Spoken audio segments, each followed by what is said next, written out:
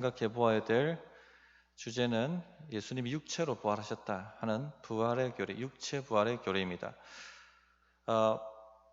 기독교의 핵심 진리는 십자가와 부활이라고 얘기를 합니다. 부활이 흔들리면 십자가에서 예수님께서 우리 죄를 대속하여 죽으셨고 우리 죄가 동의서에서 먼 것처럼 옮겨졌다 하는 이 진리도 난센스가 되어버리게 됩니다. 또 부활이 부인되어지면 우리가 의롭다함을 받고 하나님의 자녀가 되어서 영원한 하나님의 나라를 상속하고 그렇게 살아가게 될 것이다 하는 이 종말론도 아무 의미 없는 난센스가 됩니다. 그래서 사탄 마귀는 이 부활의 교리를 초대교회 때부터 흔들었고 또 계속 기독교 역사 가운데 흔들어 왔고 지금도 흔들고 있습니다. 최근에 예수님의 육체 부활 교리가 흔들린다고 얘기를 하죠. 부활하신 것은 맞는데 육체로 부활하신 것이 아니라 영으로 부활하셨다 하는 영의 부활 교리가 다시 일어나고 있다고 합니다. 축구 선수가 결정적인 순간에 헛발질하게 되면 어떻게 됩니까? 그 경기를 망치죠. 우리 인생도 마찬가지입니다. 인생의 결정적인 순간에 이 부활의 교회를 믿지 못하면 헛발질하게 됩니다. 망치게 되는 것이죠. 그래서 오늘 말씀을 통해서 예수님이 육체로 부활하셨다는 육체적 부활의 교리를 깊이 이해하고 또 붙들고 그렇게 신앙생활 하실 수 있기를 바랍니다. 첫째, 예수님은 영으로 부활하시지 않으셨습니다. 많은 분들이 부활 교리를 오해하고 있습니다. 예수님께서 지금 어디 계시냐 하고 질문하면 먼 저 하늘 넘어 저 구름 넘어 어떤 영적 세계에 거기에 그냥 계신다 그렇게 생각을 하는 분들이 많습니다. 그러나 완전히 틀렸습니다.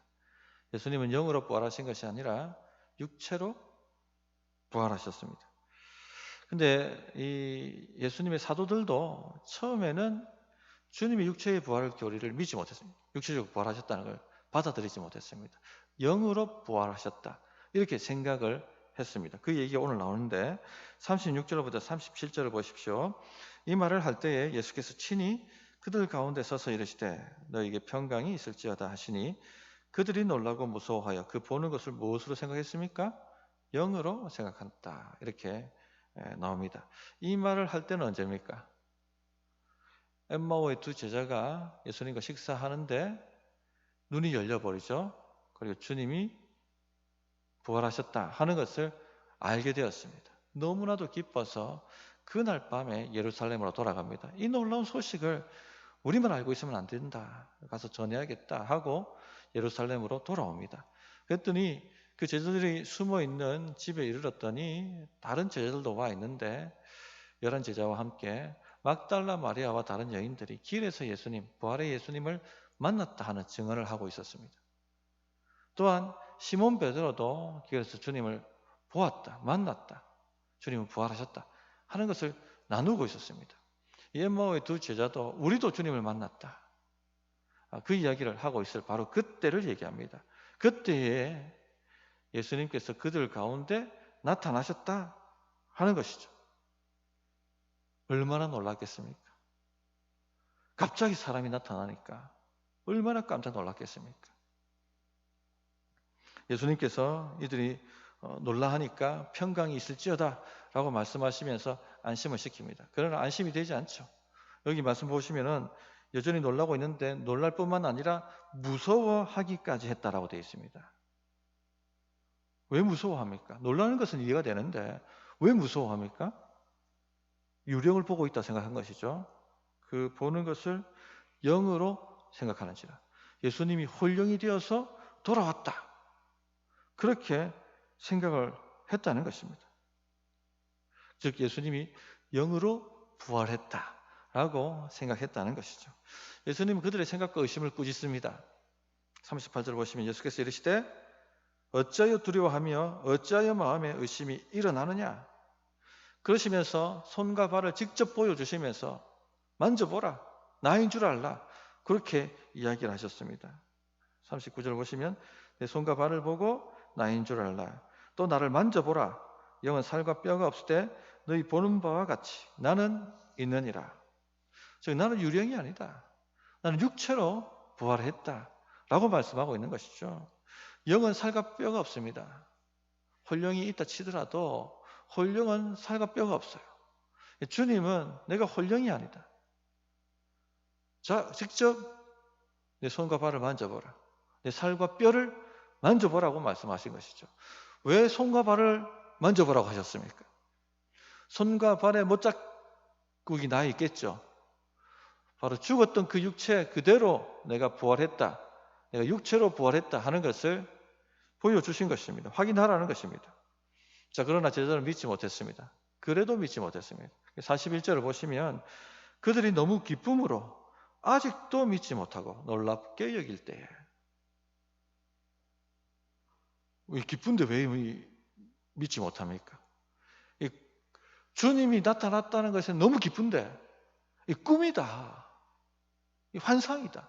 우리가 지금 집단 환상을 지금 경험하고 있는 것이다. 그렇게 생각했던 것이죠. 그랬더니 주님께서 뭐라고 하십니까?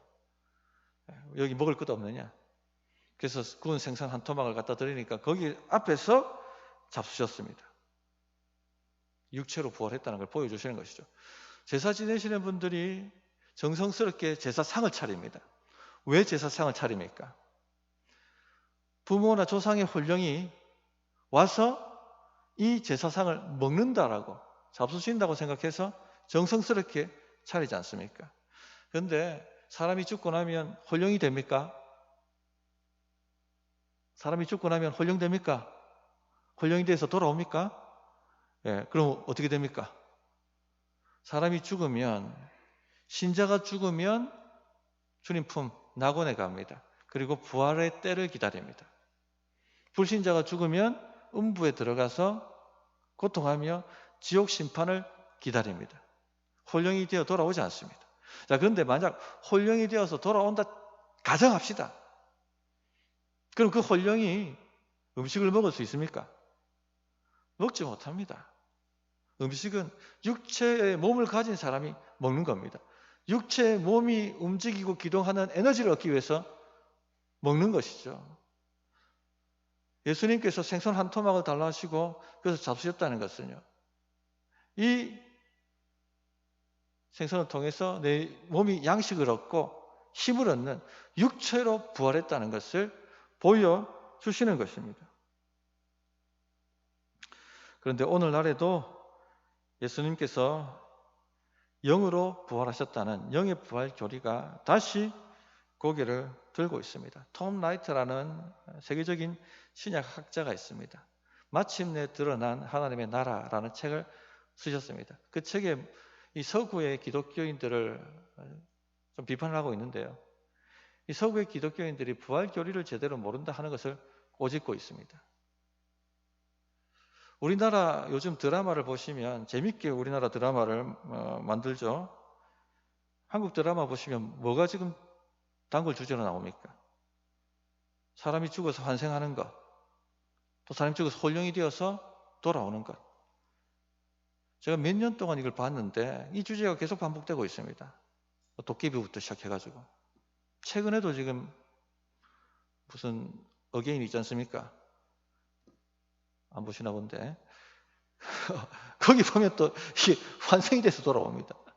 이런 것들이 이제 지금 계속 주제로 등장하고 있는 것이죠. 왜 그렇죠? 재미있으니까, 흥미가 있으니까.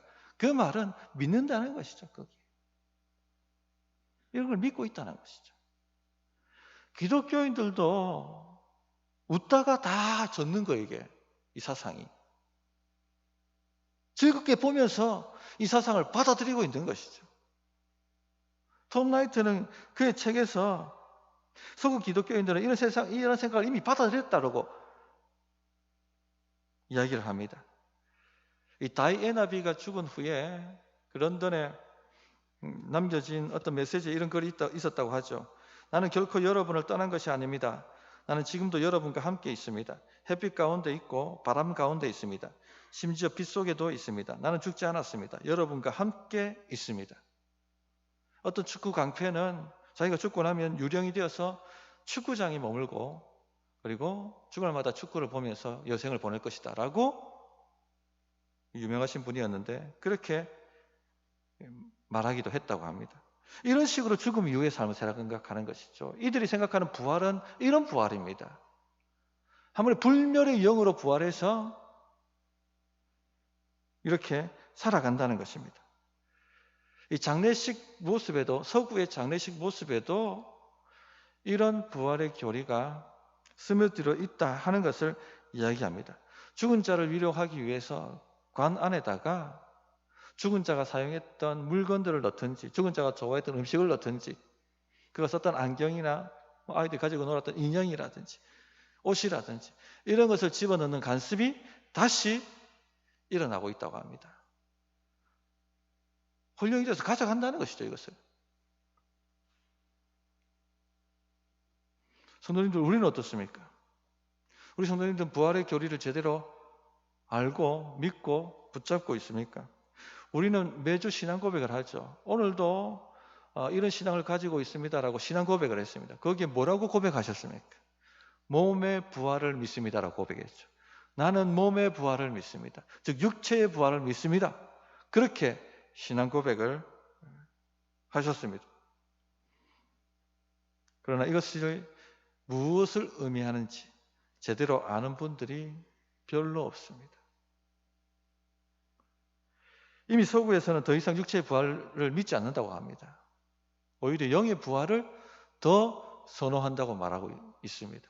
이건 선호하고 안 하고의 문제가 아니라 진리냐 아니냐의 문제인 것입니다.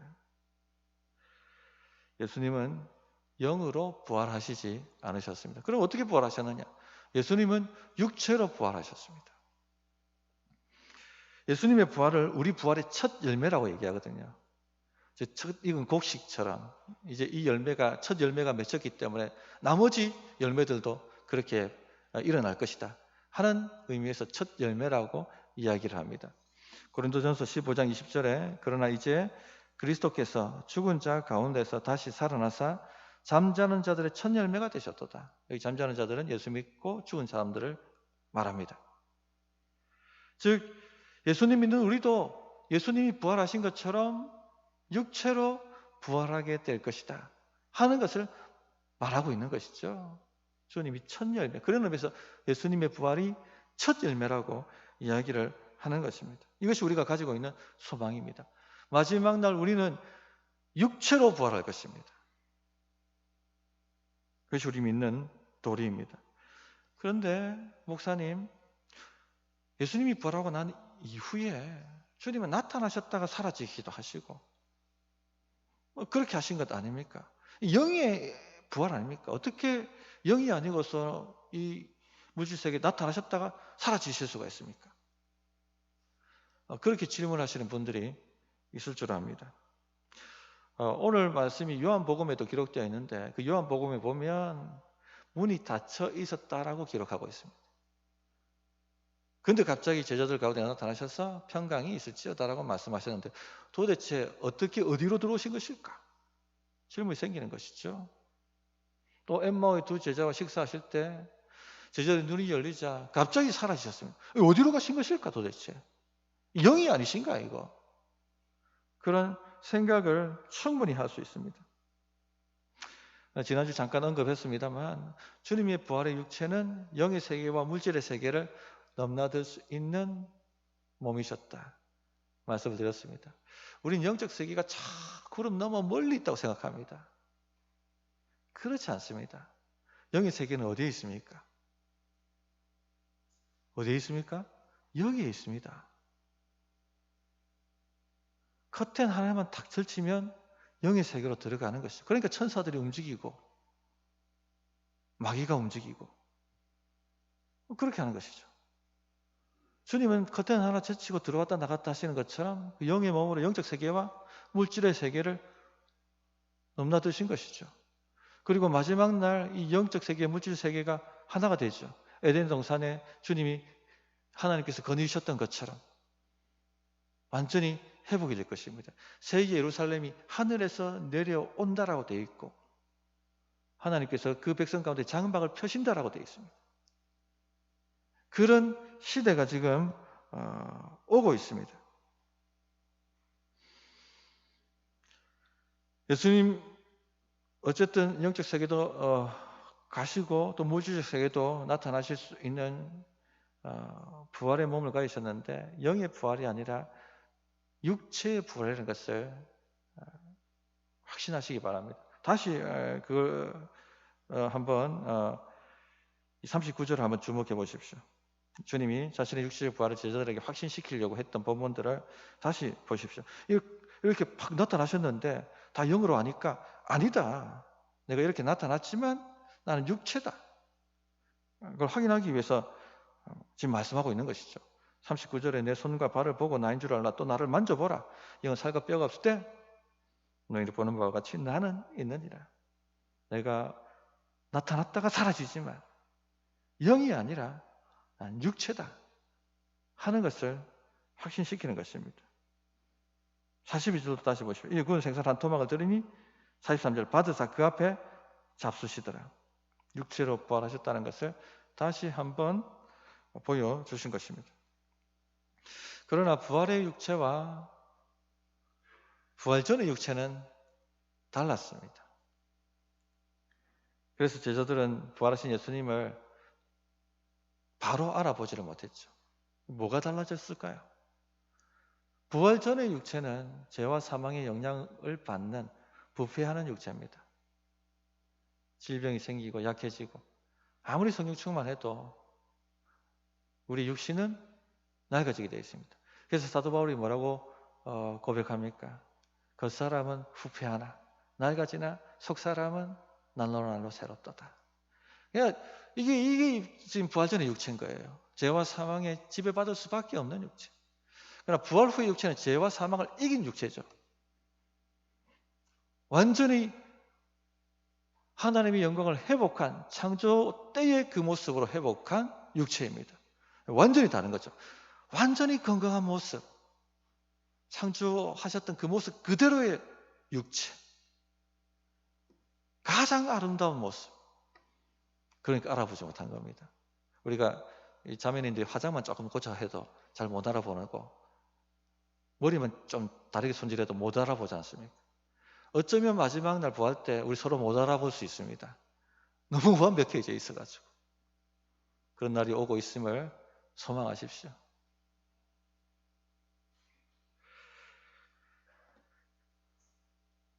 예수님께서 육체로 부활하셨다는 것은요, 우리도 육체로 부활하게 될 것이다 하는 것을 의미합니다. 우리는 죽고 난 후에 홀령이 되어서 떠도는 것이 아닙니다.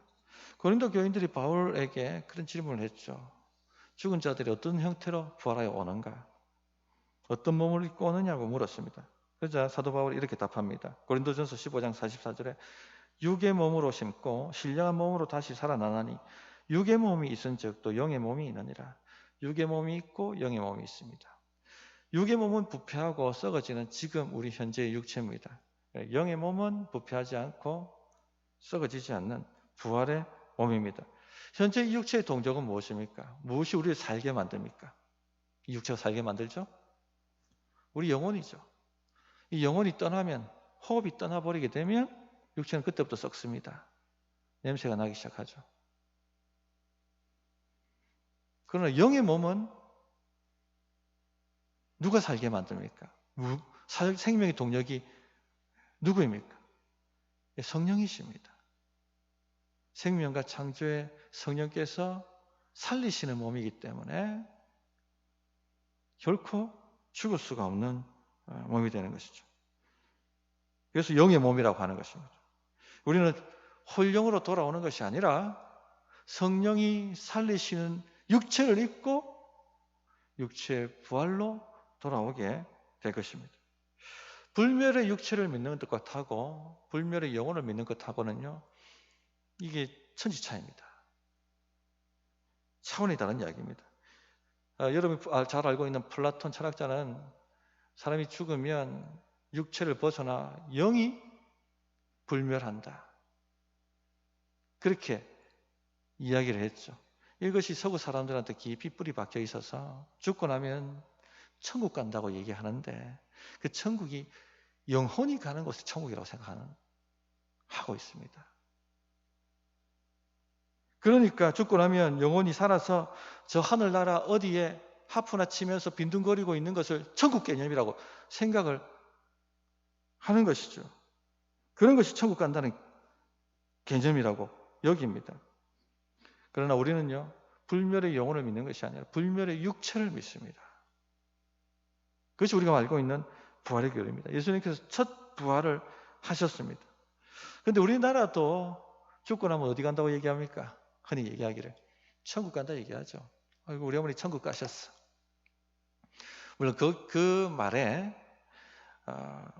하나님 품에 안겨서 부활 때를 기다리고 있다. 그리고 부활할 때 오실 것이다. 이렇게 의미를 가지고 쓰고 있다면 뭐 써도 괜찮다 생각합니다. 그러나 서구 기독교인들이 쓰는 것처럼 우리도 죽고 나면 영원히 천국 간다라고 그렇게 알고 쓰시는 분들이 태반입니다.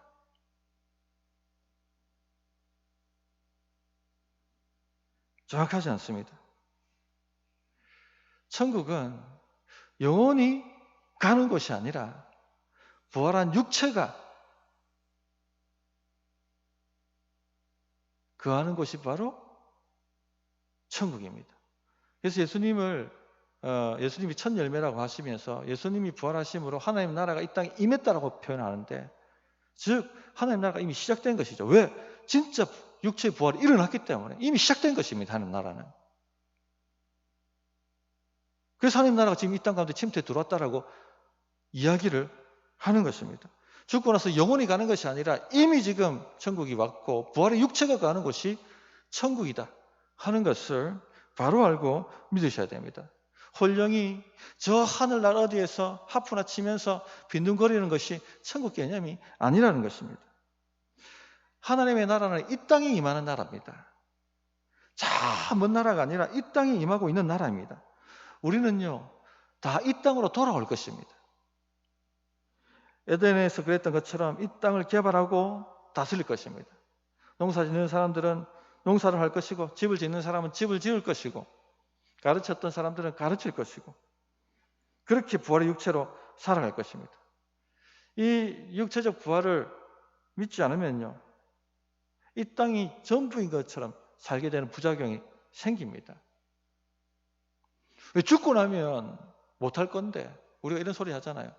죽고 나면 못 먹을 건데, 죽고 나면 못 놀 건데, 홀령이 저 천국 간다 생각하니까. 그러니까 이 땅밖에 없는 현세 구복적인 삶을 벗어날 수가 없습니다. 그렇지가 않다는 겁니다. 우리 돌아옵니다. 구속받은 이 땅으로 돌아옵니다. 그리고는 주님께서 말씀하셨던 정복하고 다스리라는 그 창조의 명령을 실행시키면서 영원히 살게 될 것입니다. 그렇게 믿는다면 이 땅을 어떻게 살겠습니까? 사명을 위해서 살아가겠죠. 돌아올 것이니까. 또한 영원히 천국 가는 것이라면요, 굳이 현재 상태를 변화시킬 필요도 없습니다. 죽고 나면 다 그냥 끝나는데, 죽고 나면 다 버리고 올라갈 건데 뭐하러 여기를 개선시키고 발전시키고 이 땅에 일어나는 악과 싸우며 이 땅에 일어나는 죽음의 공포와 맞서고 그렇게 하나님 나라를 전파하려고 애를 쓰겠습니까? 가만히 앉아서 천국 가기를 기다리면 끝나는 것이죠. 좀 즐기다가 천국 가면 그만인 것이죠. 그런 것이 천국 개념이라면 병 걸려도 적극적으로 고칠 필요가 없습니다. 죽고 나면 저 천국 가버리는데 왜 그런 병을 고치려고 합니까? 적극적으로. 다시 돌아올 것이기 때문에 이 땅에서 사명을 이루어야 되니까. 이처럼 불멸의 육체를 믿는 것과 불멸의 영혼을 믿는 것은 천지차이예요. 우리 삶을 완전히 다른 방향으로 바꿔 놓습니다.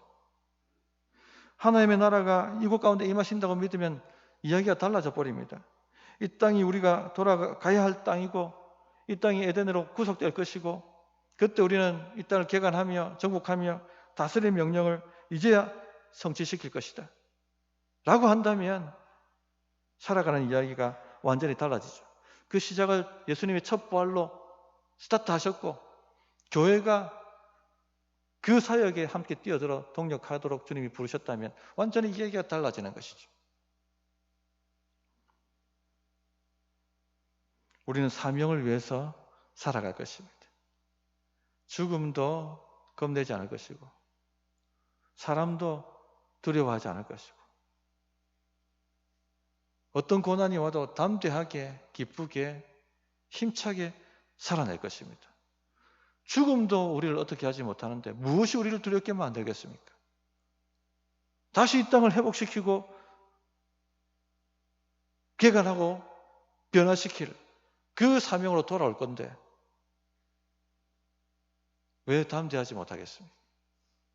우리 성도님들, 그러므로 육체 부활 교리를 끝까지 붙드십시오. 그것이 바로 이 땅을 멋지게 힘차게 살아가는 동력이 되는 것입니다. 셋째, 마지막으로 예수님의 육체적 부활은요 우리에게 반전의 기쁨을 줍니다. 41절을 보시면 그들이 너무 기쁨으로, 왜 기뻤습니까? 왜 이렇게 기뻐할까요? 죽으면 다 끝났다고 생각했는데 다시 살아나셨기 때문이죠. 순식간에 반전이 일어났습니다. 기독교는 반전의 종교입니다. 우리 하나님은 반전의 하나님이세요. 성경에 깊은 줄기가 하나 있는데 그게 뭡니까?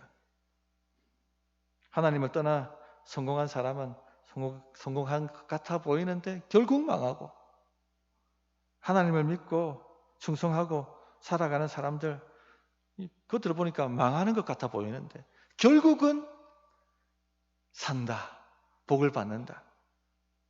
이게 반전의 스토리가 성경을 꽉 채우고 있죠. 그래서 한나는 가난한 자를 진토에서 일으키시며 빈궁한 자를 거름더미에서 올리사 기족들과 함께 앉게 하시며 영광의 자리를 차지하게 하시는도다 라고 하나님을 찬양했습니다. 무릇 자기를 높이는 자는 낮아지게 될 것이고 자기를 하나님 앞에 낮추는 자는 높아지죠. 반전이 일어납니다. 성경을 자세히 읽어보시면 이런 모든 반전 스토리가 밑바탕에 깔려 있습니다. 이집트 감옥에서 완전히 옥살이하고 인생 밑바닥을 겼던 요셉, 그러나 충성되게 하나님을 붙잡자 어떻게 됩니까? 반전이 일어나죠. 이집트의 총리가 됩니다. 사자굴에 던져졌던 다니엘을 생각해 보십시오. 이제 죽었구나, 이 사람 망했구나 싶은데 반전이 일어나죠. 그 사자굴에 누가 들어갑니까? 다니엘을 죽이려고 했던 사람이 들어가게 되고 다니엘은 페르시아 총리로 일어섭니다. 아버지도 형제들도 별로 관심 두지 않았던 목동 다윗, 너는 저 들밖에 양이나 치고 있어라. 그런데 어떤 반전이 일어납니까? 그 목동 다윗이 이스라엘을 치는 이스라엘의 목자가 되죠. 이런 식으로 성경은요 반전의 이야기로 가득 차 있습니다. 가장 충격적인 반전이 무엇입니까? 세기를 받는 반전. 죽으셨던 예수님이 부활하셨다는 것입니다. 완전히 이제 이 반전 스토리를 완성시키는 이야기죠. 그래서 주를 믿는 자는 지금 죽은 것 같고 저주를 받는 것 같고, 그런데 어떻게 된다는 얘기입니까? 주님과처럼 복을 받게 되고 승리하게 될 것이고 살아나게 될 것입니다. 이것이 부활 반전의 스토리입니다. 왜 그 어떻게 기쁘지 않을 수가 있겠습니까? 전국에는 부활의 육체로 영원한 하나님 나라를 상속받고 살아가게 될 것입니다. 이 땅에서 망하는 것처럼 보이고 이 땅에서 안 되는 것처럼 보이지만 이 땅에서 잘 될 뿐만 아니라 이 땅에서 비록 사명 때문에 못 된다 할지라도 결국은 반전이 일어나게 될 것이다 하는 것을 보여주고 있는 것입니다. 그러므로 신자를 두렵게 만들 수 있는 것이 무엇이 있습니까? 전혀 없습니다. 죽음도 우리를 어떻게 만들지 못하는데, 우리는 죽어도 살아나는 존재가, 반전의 존재가 되었는데 무엇이 우리를 두렵게 만들겠습니까? 그렇기 때문에 예수 믿는 사람 염려와 걱정이나 두려움으로 다가오는 죽음의 세력과 죽음의 공포를 맞설 수가 있는 것이에요. 이 세상이 감당 못하는 사람인 것이죠. 교회가 이와 같은 영광스러운 권능의 자리에 앉아 있다는 것을 믿으십시오. 여기 계신 한 분 한 분이 바로 이와 같은 권능의 자리에 앉아 있다고 믿으십시오. 여러분의 인생에 반전이 일어날 것입니다. 어마어마한 반전이 다가오고 있습니다. 주님을 끝까지 붙들고 있으십시오. 여러분을 가로막고 있는 어떤 두꺼운 무덤 문이라 할지라도 열리게 되어 있습니다. 그런 반전의 기쁨이 충만한 우리 성도님들이 되셨으면 합니다. 말씀을 정리하도록 하겠습니다. 우리는 예수님이 육체로 부활하셨다는 몸의 부활 교리를 믿습니다. 그러나 최근 영의 부활 교리가 다시 고개를 들고 있습니다. 우리는 육체의 부활 교리를 끝까지 붙들어야 되겠고, 우리 주님이 부활하신 것처럼 우리도 육체로 부활하여 돌아오게 될 것입니다. 이 진리를 잘 붙들면 이 땅에서 일어나는 사망의 공포에 맞설 수가 있습니다. 두려워하지 않습니다. 보십시오. 건강검진만 해도 걱정, 염려가 되지 않습니까? 혹 하나 있다면 가슴이 철렁 내려앉지 않습니까? 내 인생이 어떻게 될 것 같아서. 부활을 믿으십시오. 사망은 우리에게 뭔가를 할 수 있는 게 없습니다. 그래 해야지 사명 감당하는 사람이 되는 거예요. 얼마나 그럼 두려워하면서 떠는데 어떻게 사명 감당합니까? 숨어 지내야지.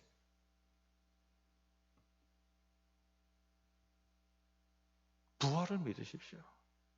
그리고 이 땅에 일어나는 모든 염려, 걱정과 두려움과 맞서십시오. 그리고 적극적으로 이 땅을 바꾸려고 사명 위해서 달려가셔야 됩니다. 왜? 다시 이곳에 돌아올 것이기 때문에. 그런 믿음이 충만하기를 바랍니다. 어떻게 응답될지 1분간 기도하겠습니다.